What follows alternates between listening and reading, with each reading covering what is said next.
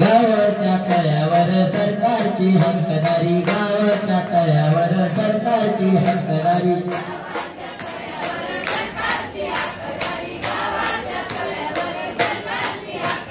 गरीबाला पाणी मिळेना सरकारने केली गरीबाची दैना, गरीबाला पाणी मिळेना सरकारने केली गरीबाची दैना,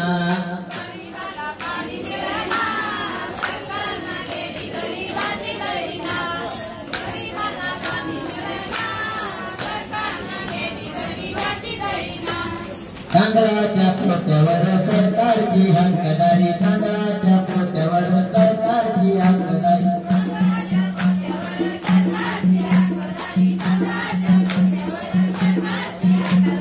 गरीबाला अन्न मिळेना सरकारने केली गरीबाची दैना, गरीबाला अन्न मिळे. पाणी नाही आम्हाला अजिबात. कधीपासून पहिल्यापासून पाणीच नाही दिलं.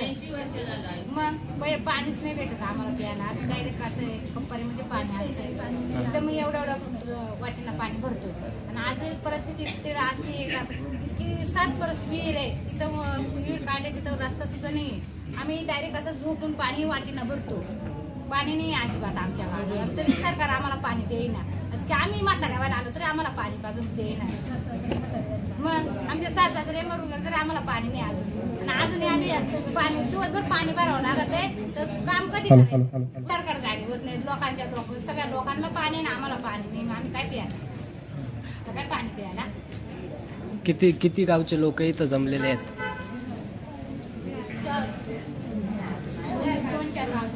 2-4 गावचे.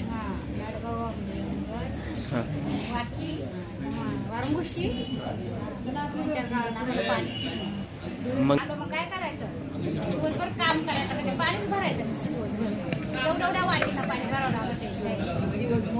अख्खा दिवस मी तर काला दिवसभर पाणी वाटवायचं.